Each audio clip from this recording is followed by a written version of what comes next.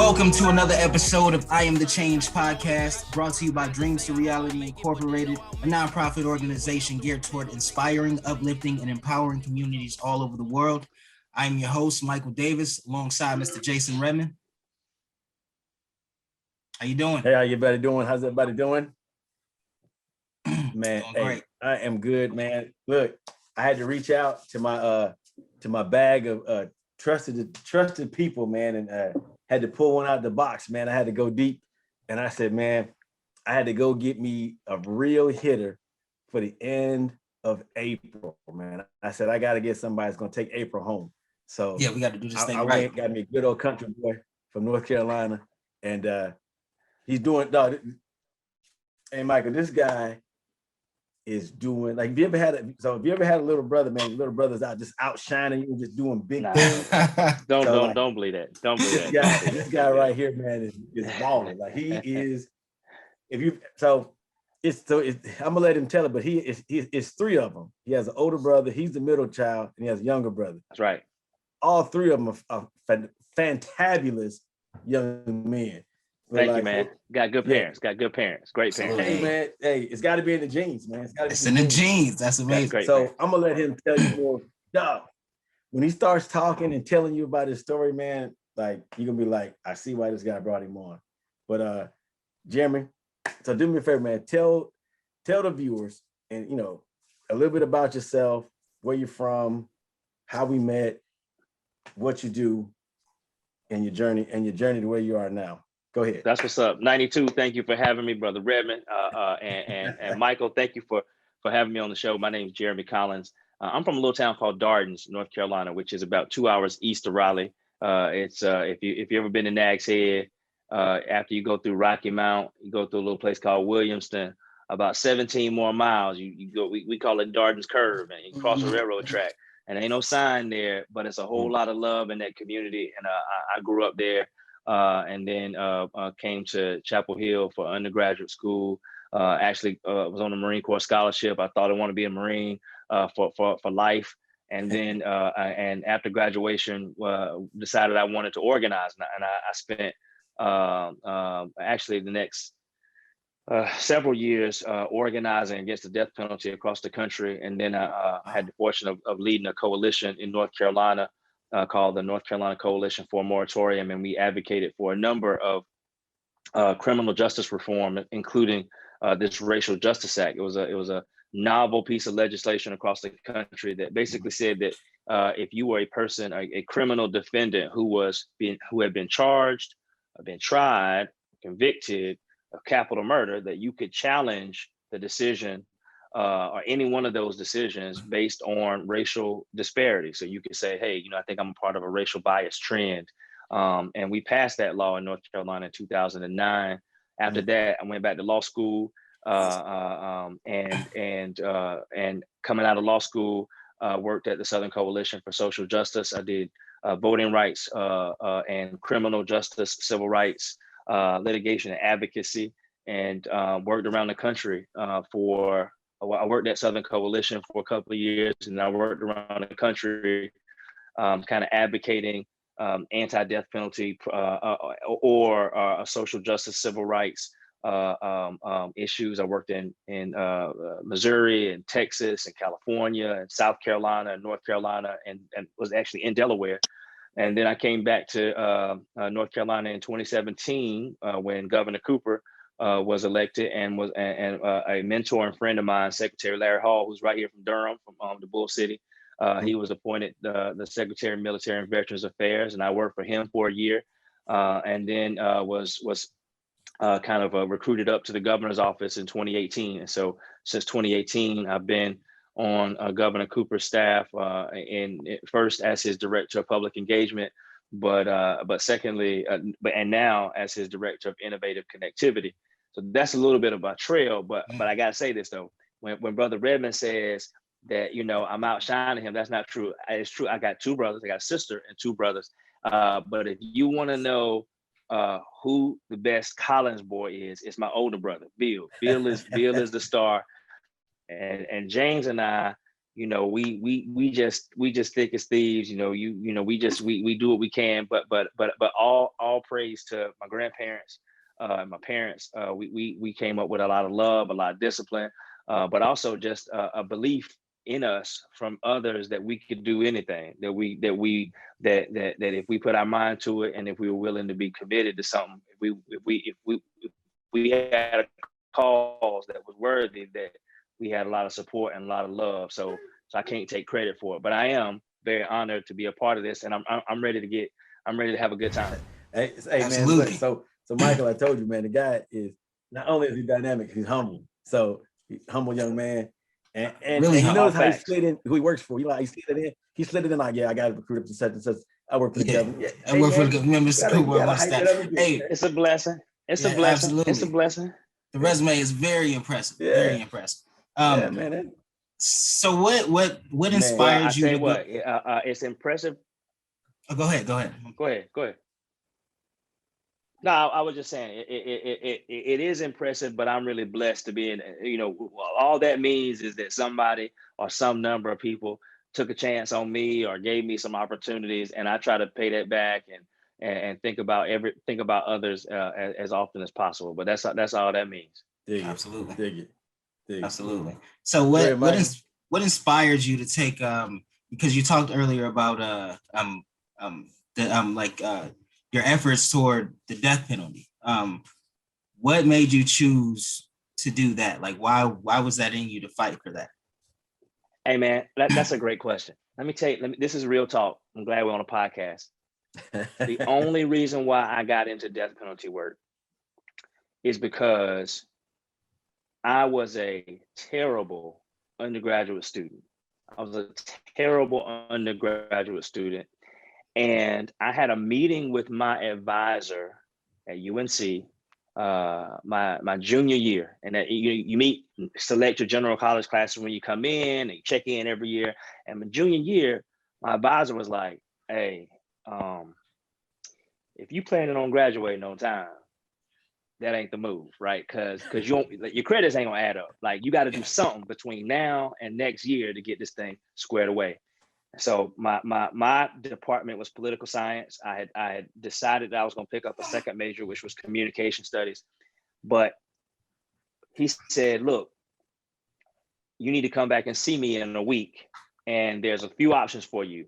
You can either decide you don't want to graduate on time, or if you're going to graduate on time, we got to find, I think it was a total of maybe 4 credit hours that you need. And, in college, credit hours are like 3 or 2, right? You could, like 104 hours, right? Yeah. And so when I came back to see him the next week, I sat down in a seat, kind of right outside his office, just waiting for the next person to come out. And on the wall was a map of North Carolina. And across the top of it, it said race and the death penalty in North Carolina. And it was a study done by these 2 guys, Isaac Una and Jack Boger. Jack Boger was a professor at the school at the time, at the law school, actually. And so when I walked in to see my advisor, I was like, I think I want to write like an independent study on this death penalty issue. He's like, all right, I'll give you independent study credits to write this paper, and you can graduate on time.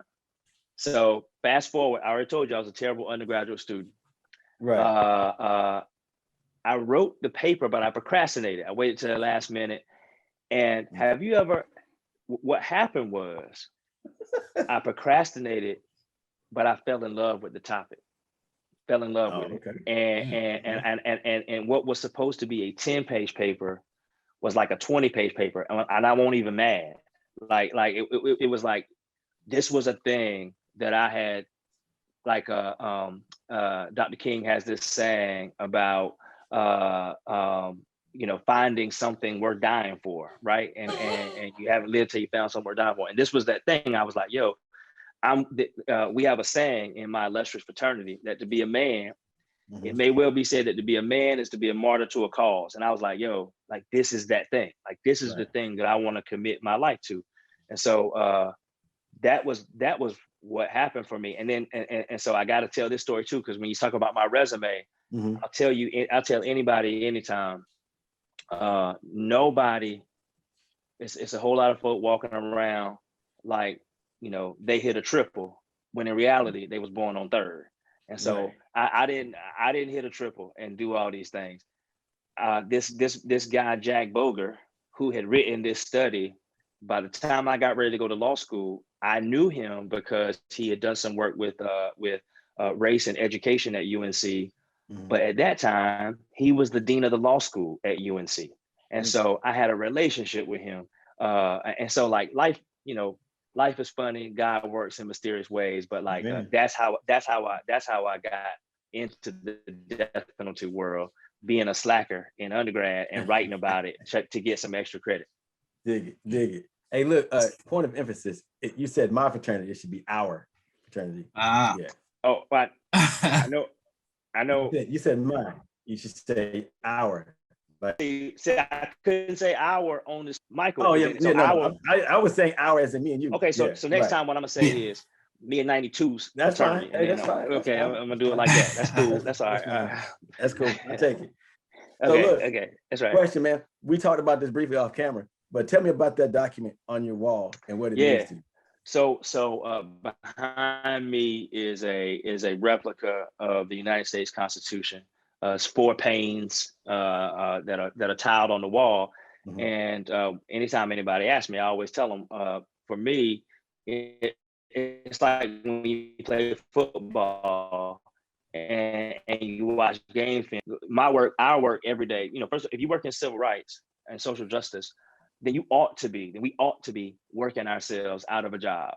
Anybody who says that they are working for justice or working for freedom, but they want to keep on working, they're not working for justice and freedom. They're working for a paycheck, right? We ought to be. If we end the death penalty, let's go home. If we end encumbrances at the ballot box, then let's go home. Let's find another issue to work on. But for me, this, my work every day is ultimately about eradicating this document.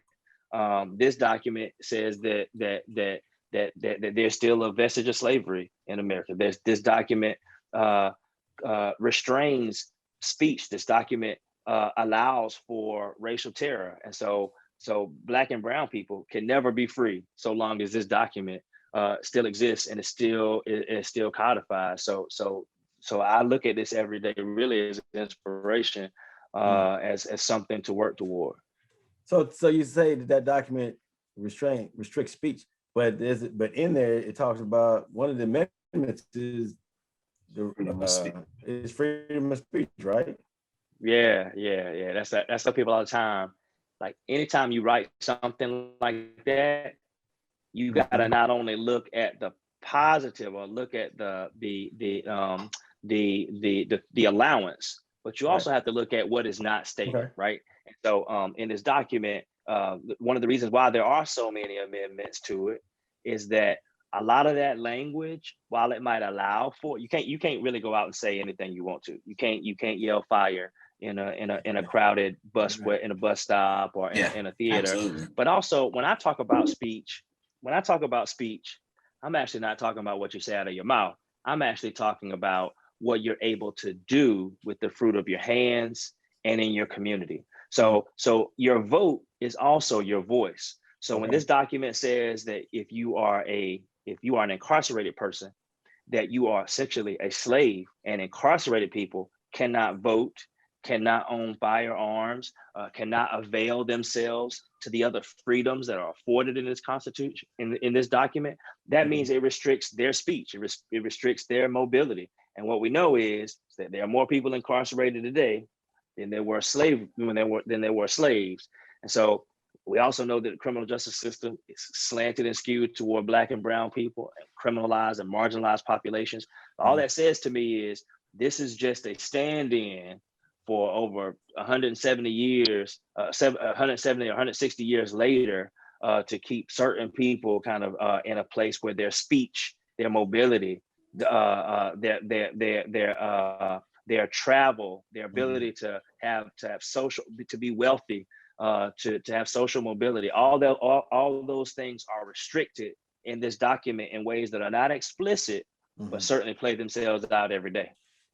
Man, amen. And so you went to law school and you practice what type of law? I took your question, Mychal. I'm sorry. No. So I worked. The areas that I worked in were voting rights. So I talked a lot about that, and then criminal justice, civil rights. So in those areas were like, if you were a person who had been incarcerated, will know that like sometimes a background check, it can be a credit check, but so anyway, North Carolina has these statutes that will allow you to get what's called a civic certificate of relief, that will allow you to get a job, even if you have something on your record that says, this person is not trustworthy. And so whether through a motion for appropriate relief or a certificate of relief or an expungement, a lot of people know about that term. You can get things off your record that would allow you to kind of access the franchise again. But then voting rights, I really love that work because it's about really allowing as many people as possible to access the franchise, to be able to speak their speech, right? For communities of interest or for communities to select their candidate of interest. And so I had the great fortune of working with attorney Anita Earls, who is now Justice Anita Earls in North Carolina, Associate Justice Anita Earls, a lot of wonderful people around the state and around the country, to advance democracy, to advance freedom, to advance this thing that we know is a fundamental right, the right to vote. Right. So you do all this work with voting rights, civil rights. Doug, what made you go into law? I mean, other than writing the paper on the death penalty and reforms and getting rid of the death penalty, what made you go into law? So I'll tell you, that's a great story too. I'm ready to hear it. We spent about 2 years trying to pass a racial justice act in North Carolina, and there's a poem that 92 announced fraternity. They say that, they said it couldn't be done. Right. And when I tell you that we spent 2 years doing this, if you know about the legislative process, it's not just where you introduce a law, somebody says yes or no, and then you go back home. This is real time and like coalition building. And so we spent from really late 2006, early 2007 to 2009 doing this. And and then after we passed that law, we still had to raise money to conduct a study to show whether or not what we had said in this law was true. So what we said was, if you're a Black person, you're 3.5 times more likely to get the death penalty. And if you're a person with mental illness, that number is high, and that this does not happen in the same way with white defendants. And it's not so much about who the defendant is, it's the race of the victim that matters. So if it's a white victim, whether you're white or Black, you're more likely to get the death penalty. But if you are Black and the victim is white, then you're exponentially more likely to get the death penalty, right? And so after we pass this law, we got to go out and do a study to show. And one of the guys I got to work with in that was Brian Stevenson. A lot of people know Brian Stevenson from the movie that just came out, Just Mercy. And so Brian is a wonderful brother in law, and then raised some money. I had some good friends and colleagues, some white brothers, Ken Rose in Durham, and Malcolm Ty Hunter. We call them Ty Love. And these are old school white guys, and they were like, "Look, man, you should go to law school. Like, you should go to law school. Now's the time to do it." And I was afraid. I was insecure. I felt vulnerable. I wasn't a good undergraduate student. And they were like, "Look," and I also remember this. I had a great friend, Marshall Dion. These are all white brothers. The guys I just named, all three of them, white brothers. And Marshall Dion, I'll never forget. I was in a conference where I was talking about having passed how Racial Justice Act was passed, and I met Marshall, and we went out to a restaurant, and he said, why don't you want to go to law school? And I said, I don't think I'm law school material. I want to keep working. And Marshall sat me down in a little payway restaurant, and he was like, look, you can do this. I believe in you, and all these people believe in you. And like the only person who doesn't believe in you is you. And right. and it wasn't just them. I had some other friends who said, the only thing standing in your way right now is you. Like you how awesome would it be for you to have done all this work in the legislature, and then now you can make this actionable as a lawyer. And so I'm fortunate to have really good friends and people who care about me, who are willing to see something better in me than I even saw in myself. Amen. Amen. Look, when you told me he was going to law school, I was like, wow. All I could think about is, man, I got an attorney on my shoulders. I got an attorney. Yeah. We have been really fortunate, man. Really fortunate, and it's been a great journey too. Hey man, Yes. look, I'm just proud of you, man. I watched it. I watched the journey run. Thank you. I didn't realize that you did all that, getting that law passed from 06 to 09, because in 07, if I'm not mistaken, you pledged in 07. That's right. I did pledge in 07, and so like when strive in to make Omega. Like it was a haze. It was a beautiful journey all the way around.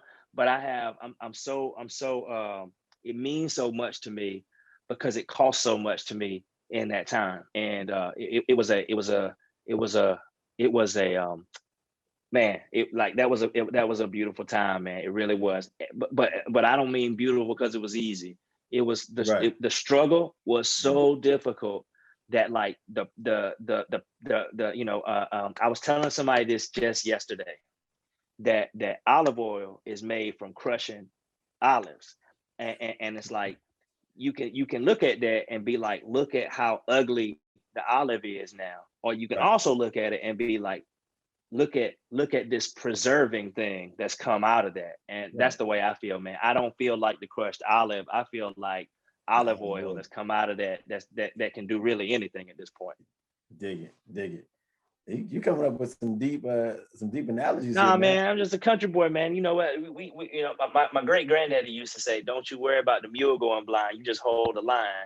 And it's like stuff like that, man. You grew up with folk giving you wisdom and nuggets like that. You like it just come natural, bro. Oh my God. It's amazing, like how, like, what I'm saying, country people can like a analogy out of anything, but it hits so hard, you know what I'm saying, and it's so accurate when they do it. And it's amazing to hear about your journey. So I kind of just want to ask,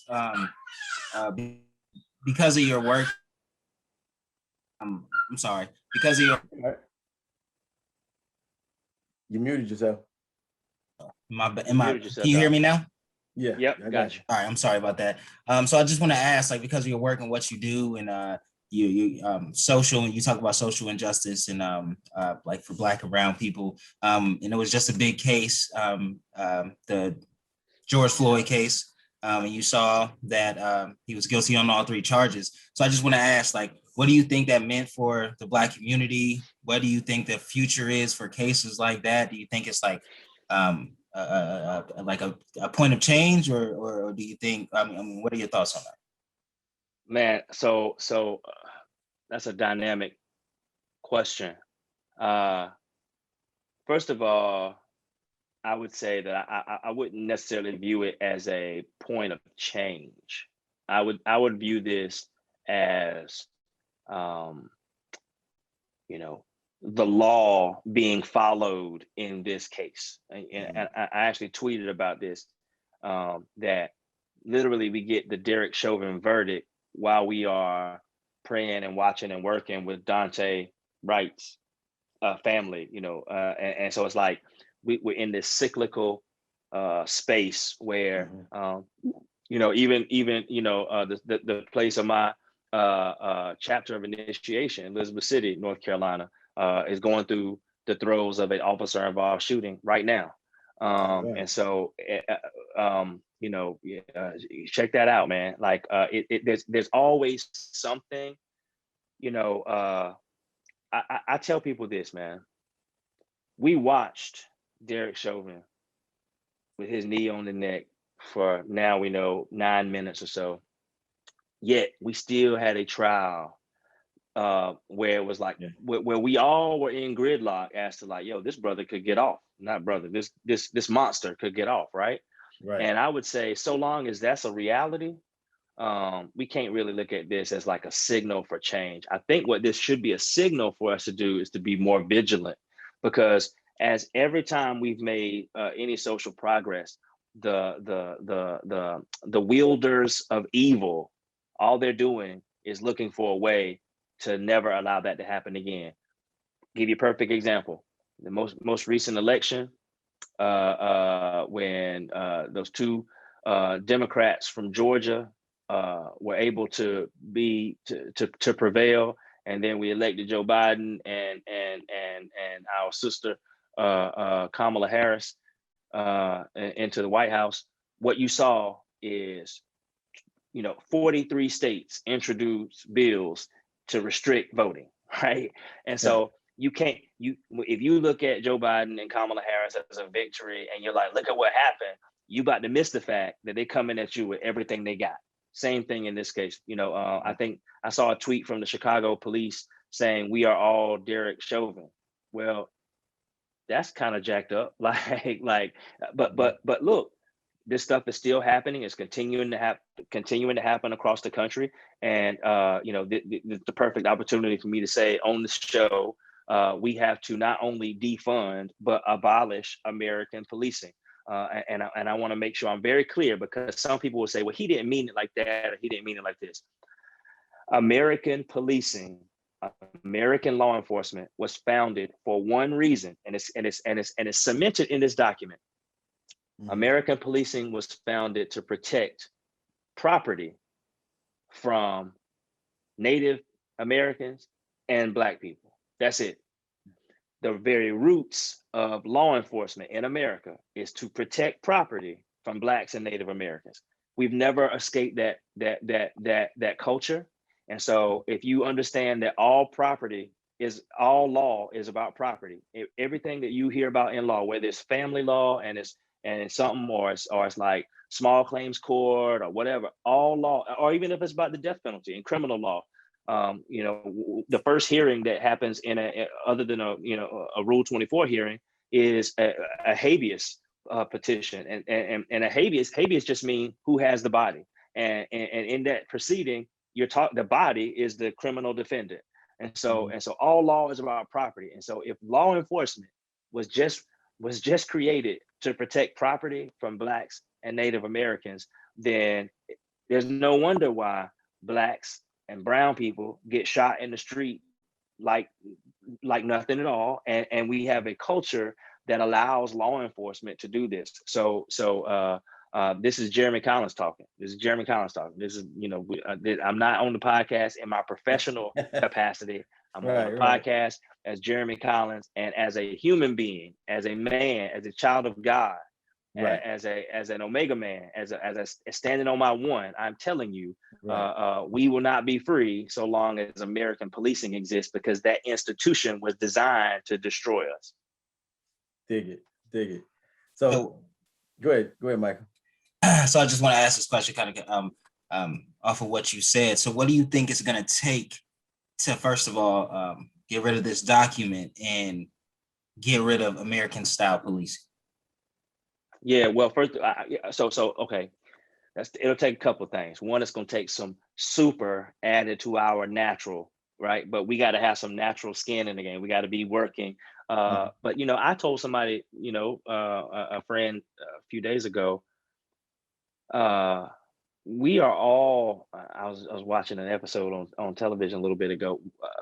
There are a lot of folk who look like us who are actually suffering from the Stockholm Syndrome. And so, and Stockholm Syndrome, it really requires 4 attributes. And I hope I can get them all right now. A traumatic experience, a indoctrination. What's the third one? You have to be isolated. So it's a traumatic experience, isolation, indoctrination, and then the promise of a reward. right? That's what it requires. And so Stockholm basically is when you are harmed by a captor or someone who does something to you, but then you eventually take their position and advocate against your own interests.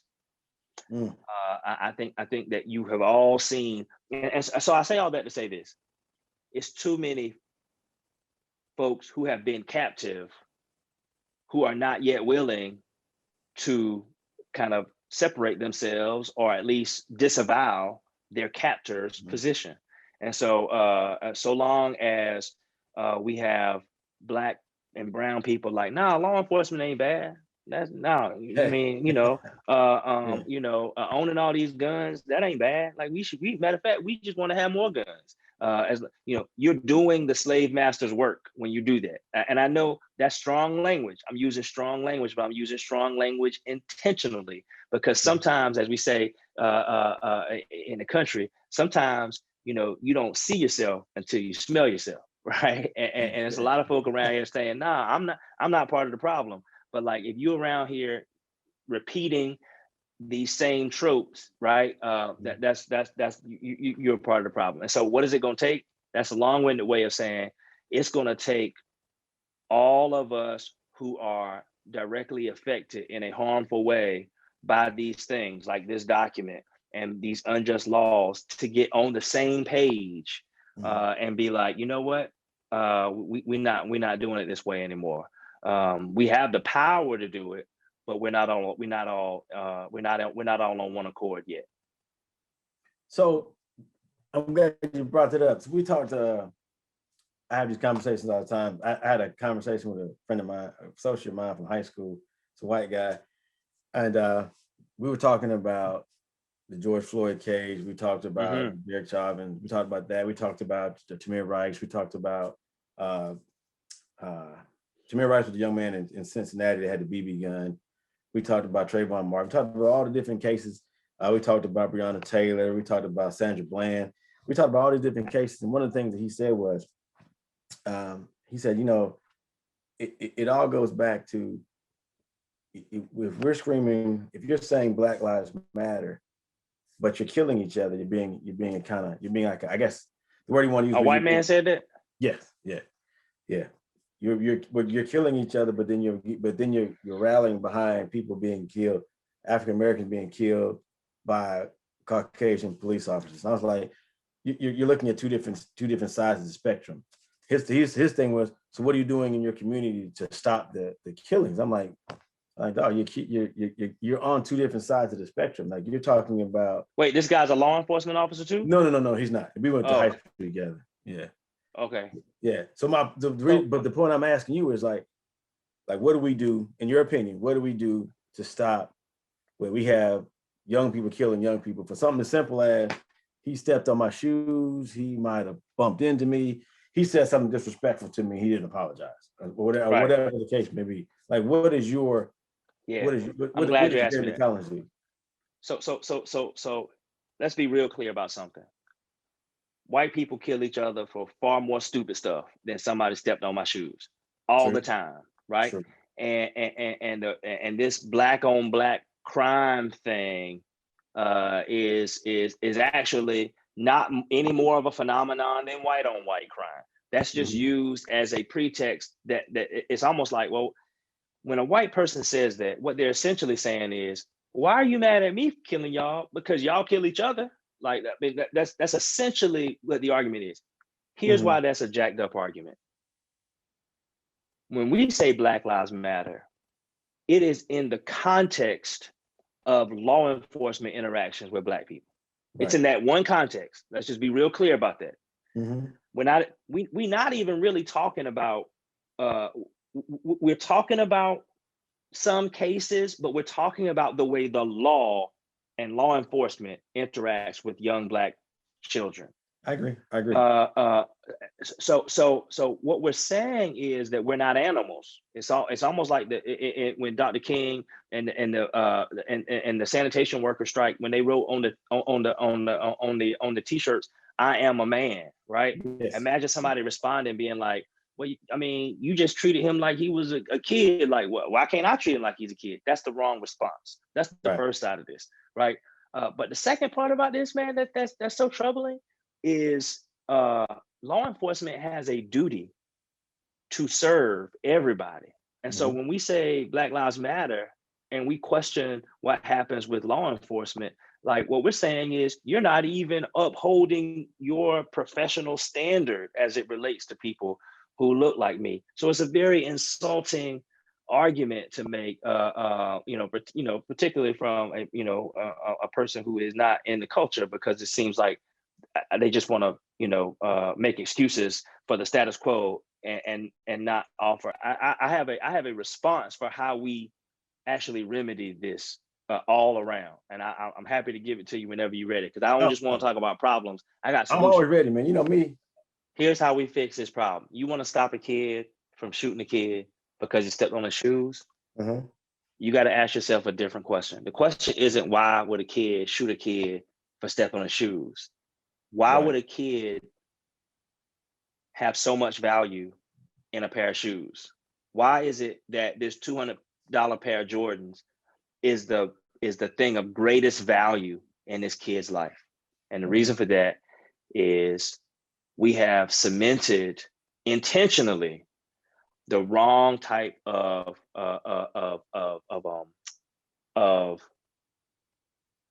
accomplishments in some communities. We withhold accomplishments like getting a good education or getting a job that will allow you to not just meet your needs. We got to change the conversation around needs, like all that a person needs. Like we talk about the minimum wage a lot, or even a livable wage. I challenge us to think about what it takes to thrive and flourish. What does it take for a community to have everything it needs? If a young man or a young woman can graduate from high school, get a trade job, learn how to build an app or work in the tech field, and not just make $10 or $25 an hour, but you can actually make $65 an hour, right? Doing high quality work. If you are earning a good living and you're providing for yourself and for your family, if we legalize a lot of this stuff in the drug trade and took it off the black market, like we do alcohol, if we created pathways to not just getting by, but thriving, kids don't shoot each other over shoes anymore. The way the way forward on social mobility is high performance, high paying, good paying jobs, good education, the ability to attain and build wealth for you and your family. That's why these rich, largely affluent Caucasian kids ain't killing each other over shoes, because like, why are you gonna shoot somebody over a pair of shoes? It's just a pair of shoes, right? But if them Jordans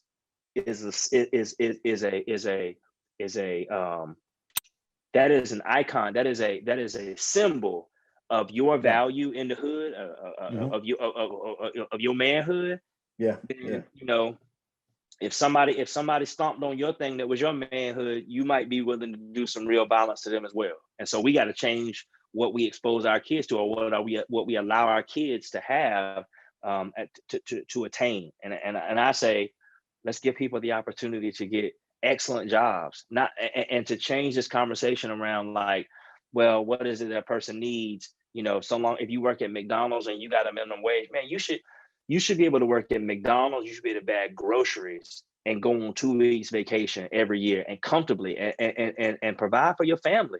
We live in a society that is wealthy enough to do this. I read an article in the New York Times yesterday about essentially these billionaires that saw massive increases in their wealth during the pandemic. The Jeff Bezos story, right? Like it's not that we don't have enough wealth in America, in this country, or across the globe, for people to be able to live and thrive and flourish despite whatever you do. I don't care if you bag groceries, if you dig ditches, if you work at McDonald's.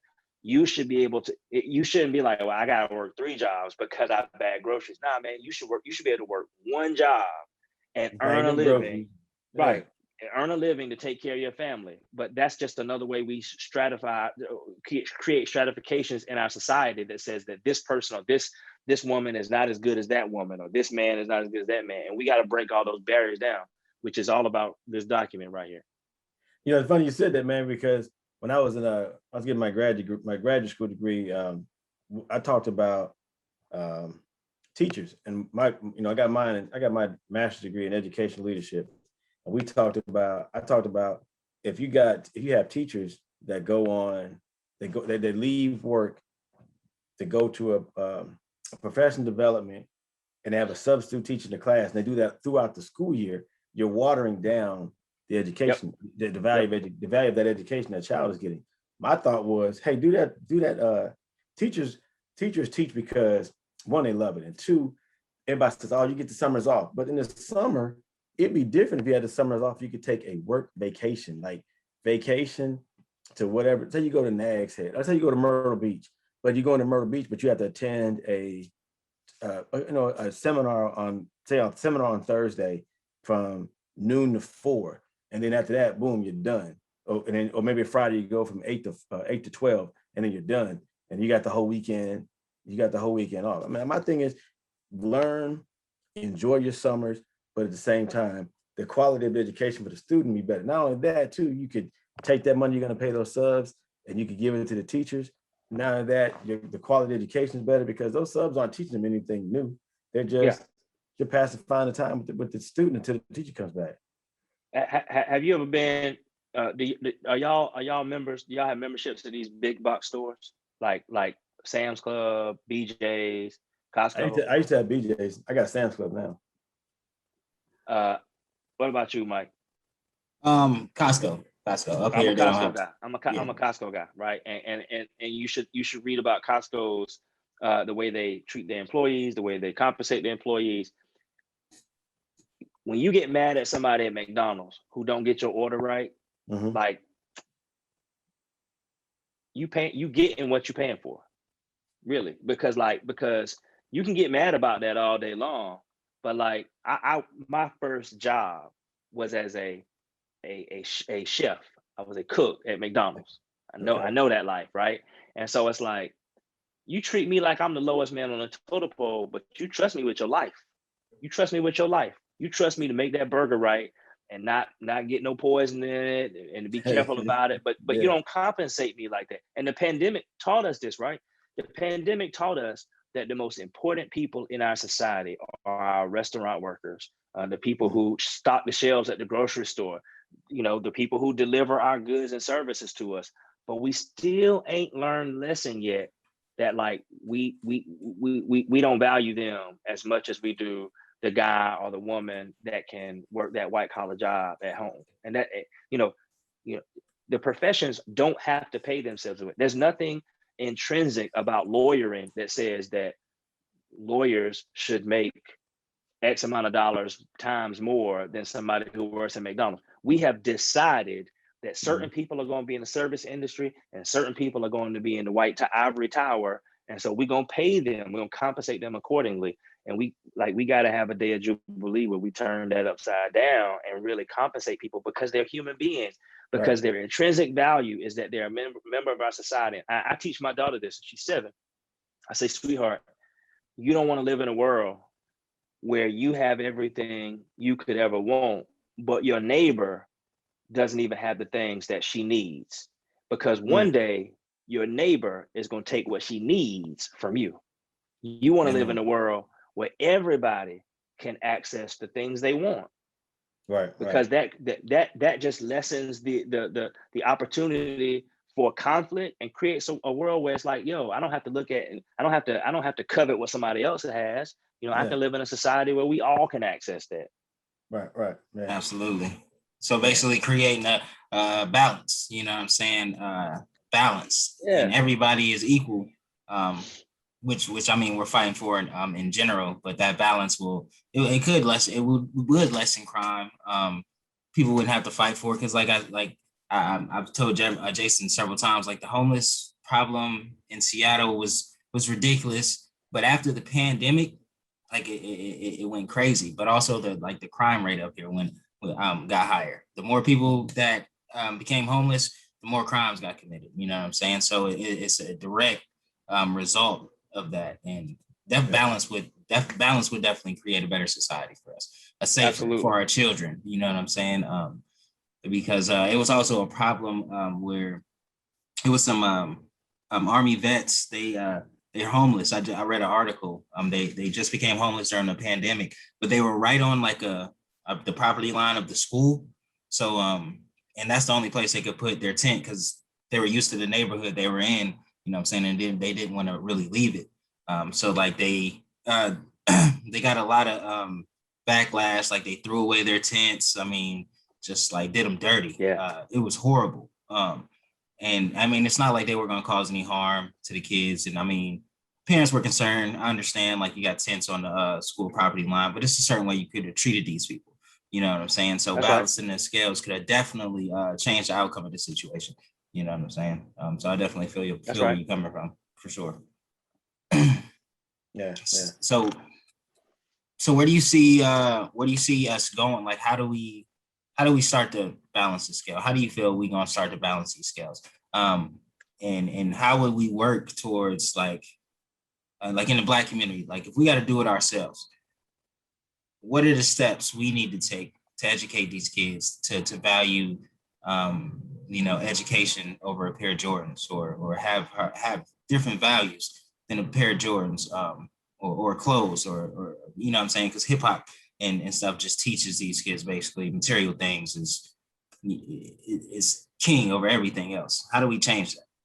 Yeah. So one is we can adjust our values ourselves, but we also, as Dr. King said, are tied in a single garment of destiny. So we can't do anything ourselves. We weren't enslaved ourselves. We didn't put ourselves in a marginalized state by ourselves, and we're not going to get out of that by ourselves. So it's a little bit it's just a little bit naive to think that we could do it by ourselves. But what we can do, and what we can start by ourselves, is aligning our values as a people. So for example, we don't need no Tim Scotts from South Carolina basically lining up with our oppressors and being like, nah, that they all right, we'll be all right. Like these is good white folks, right? We don't need that, right? and so that's one thing we can do. Another thing we can do is we need to be able to, I told you about, I'm from a little small town, Darden, and I got my value from my community. And so look at the ecosystems that we are putting our young people in. Right. You got it. Tupac says, a rose that grows through the concrete. Well, that's an exception, right? We're putting our kids in war zones, but then expecting them to come out, like little soft dandelions. That's not what happens in a war zone. Like, these kids are only responding to their environments. And so what can we do ourselves? We can change the environments in our communities, in our neighborhoods, where our children are coming from. But again, that's not a thing that most people in those settings want to change their scenarios, but their scenarios are overly criminalized. Their scenarios are overly policed. Their settings are ripe for that type of activity. And so when I say we can't do it alone, like, that's a policing problem. That's a gentrification problem. If you look at what's happened in Durham and in other places, even downtown Raleigh, which was a little before my time, you drive down the property value, you over criminalize the population, you drive out the people that are there, and then you incentivize people coming back with businesses, and the property value is higher now. Like it's not a one-shot deal, but the only way to get ourselves out of this, and so I want to be very specific and intentional. If it took us 500 years to get here, then we're going to have to be 500 years of intention to get out of it. And we can't even get our people to not watch 5 football games. and I'm telling you now, like folks will say there's no correlation. There is a correlation. These folks will be like, nah, well, you ain't a Nielsen house, so you don't even know if they know if you watching or not. I tell you what, they may not know if you're watching, but I know if you're committed to the movement or not.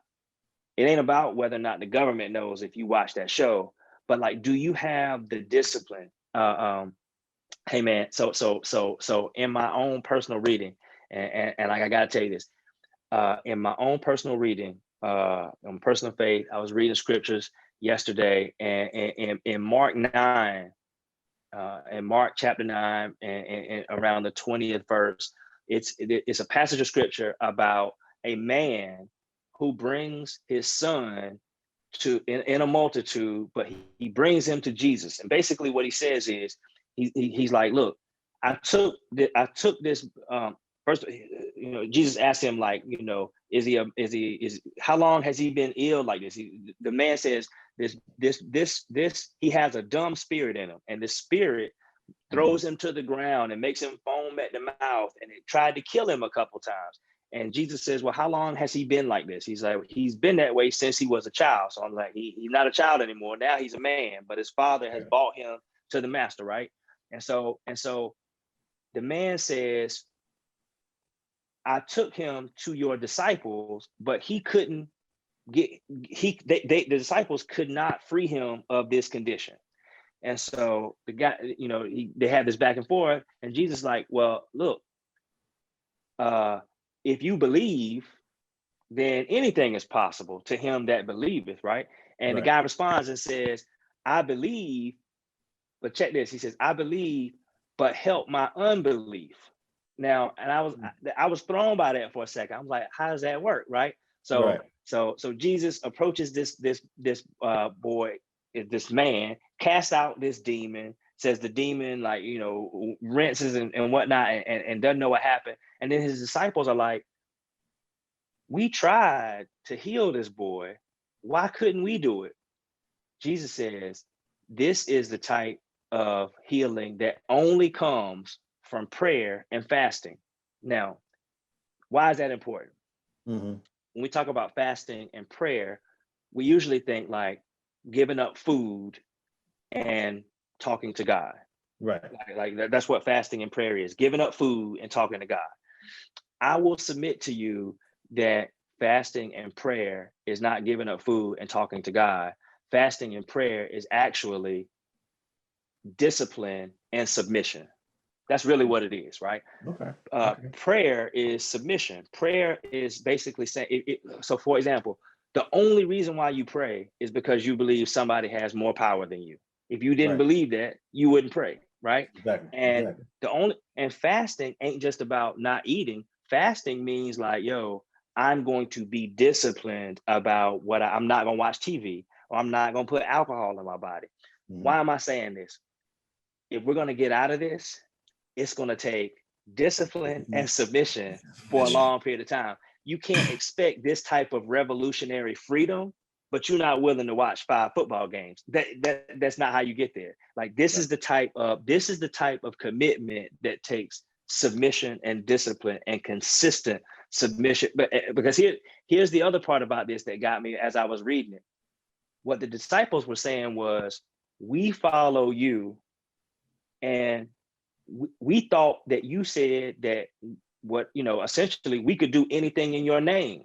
Right. What Jesus, kind of like this document now, what Jesus didn't say, but that was implicit in what he showed them was, because you don't fast and pray, or because you don't have discipline and submission, then you don't have as much power as me. That's really what he was saying. He was like, without submission and discipline, we don't have the same kind of power. Like, if you want to know how we're going to get out of this, we got to build our own community power. And it can start with us. We can't do it alone. But what we're showing to the other side and to the folk who are willing to kill us in the street is like, they ain't disciplined. They don't want it bad enough. They don't want it bad enough. Yeah. Dr. King said in his book, in the last book, this actually wasn't his last book, in Where Do We Go From Here? Chaos or Community. And there's a no. Wait, I got that wrong. It's a bad man. And why we can't wait. Dr. King, in his letter from Birmingham jail, Dr. King says that all time has a value, that there's no neutrality of time. And so in this letter from Birmingham jail, he's talking about like, he's really writing to the white citizen council, the white moderate, to say, like, it's not the Bull Connors of the world that are bothering me. It's the people who say they my friends. Like you say you with us, but you got a problem with our direct action. And so he's responding to someone who says, well, we agree with you in your fight. We just disagree in this direct action that you want to take. And Dr. King is essentially saying, well, like, if now is not the time, then when is the right time? Like, what should we be waiting for? And he goes on to say that, like, there is no neutrality of time, that all time is either constructive or destructive. You're either doing something positive with your time or you're doing something negative with it. And he says, he essentially says, it breaks his heart that the people who choose to be destructive are essentially better stewards of their time than the people who would choose to be constructive. He goes on to say that in these times, in those times of great turmoil, that we would have to repent for the fact that our greatest enemy wasn't the strident clamor of our enemies, but the appalling silence of our friends. And that's where we are today. Yeah, I agree with you on that one, because I feel like if you're my friend and you won't speak up for me and say, hey, Jason's not wrong or Jason's right or whatever, right, then your silence is agreeing with the person that's saying he's wrong. That's right. No matter whether he's right or not. If Jeremy Collins is right and I sit in and don't say anything, I'm on the side of his I want to say assailant. Well, of his oppressor. I use oppressor. Of his oppressor. That's exactly right. I mean, I'm on the side of his oppressor, not on the side of him, on the side of righteousness and justice. That's right. Yeah, I can dig what you're saying. Dog, you got we went to lunch one day and you were on this same. You were telling you were actually talking like that. You lost me the whole day because when we were at lunch, because it went in one ear and out the other. You were telling me what you were doing at the governor's office and a whole bunch of stuff, and it was like, as fast as it went in, it came right back out. But dog, like you have this strong stance. So you came to my school at Arden Harris one day and you spoke to the students, and I missed the conversation. So right. So like when you talk to young people, man, like what is the one thing you try to leave with them when you talk to them? I try to tell young people, man, that there is no daylight between who they are and what they want to achieve. So a lot of times young people will see a lawyer or a doctor or an athlete, whatever will, and be like, yeah, but I'm not them. Something about me doesn't add up to that. And what I say to them is, first of all, if you're looking at a person that's in a bad situation, there's but a step. Nothing but grace keeps any one of us from that position. So don't kill yourself. Don't be mad. Don't beat yourself up over that. But then if you still got breath in your body and there's something you want to do, like you can do it. Like don't look at me as a unicorn. Look at me as a person who somebody else helped along the way, and somebody else is gonna help you along the way. Even if it's me, even if it's Mr. Redmond, you know what I'm saying? Even if it's Brother Mychal right here, like somebody's gonna help you along the way. And our job, man, I don't know if I ever told you about this, Jason, but our job is really to be coaches, man, to be mentors. I said, like I tell people all the time, if you are dribbling a basketball and you cross the timeline, you cross the half court and you cross the timeline, and two guys come towards you, if you've never had a coach before, you might try to dribble out of that, or you might try to go behind the back and go to the left or go to the right. But if you cross the timeline and two guys come at you, a coach is going to tell you they're in a 2-3 zone right now. You're dribbling into a zone, and when those two guys come up, there should be a guard or that's popping in the middle. He should be wide open. And that's when I talk to young people, that's what I try to say to them. I just try to tell, I try to show them what's coming at them, and then say, hey, don't be afraid. Like this is the way you pass the ball out of that. This is the way you get yourself into this best position for yourself to be successful. Okay. All right. Spoken like somebody likes a little basketball, man. I hear you. But my mama was a basketball coach, man, and so I grew up with a lot of basketball. And actually, my mom taught us how to play basketball, man. She's fierce. Short lady, little sweet lady, but little known fact, she had a scholarship to play basketball in college, and she played center in high school because she was on them boards like that. She was on them boards now. Oh wow. Hey, Wow. that's what's up. She's tough now. She's tough. All right. Yeah. All right. And she got about 5 points into the day, and she's 65. She got a good 5 points. You got a good 5 After points. that, Okay. She got 5 points. After that, she'll let you have it after that. Yeah. I got you. She's gonna go up 5-0 after that. She's like, all right, yeah. She Game gonna back to you down 5. too. Game to She 5. gonna gain to 5, give her 4, and then she gonna back you down and hit that. She got. And let her hit that shot. Tough lady. That's what's up. Yeah. That's what's up, man. She gonna talk jump to you. Shake. Talk jump. Oh man, it's hilarious. That's hilarious. That's what's up. Man.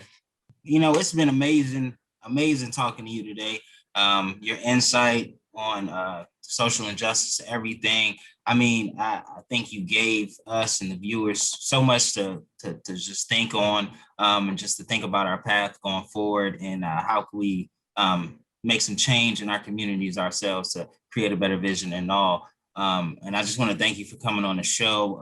It was an honor. And I just want to ask you, I know you just gave a little bit for the kids, but we always ask our guests before we hop off the episode to leave a word of inspiration. You know what I'm saying? Not only kids, but just everybody who's thinking about trying to become some change or make some change in their community, but may not know how, or may not know how to take that first step. Just leave a word of inspiration for us. 2 things. One is we're not alone. That like if you remember, we were talking about Stockholm Syndrome. After you have that traumatic experience, that next part of it is isolation.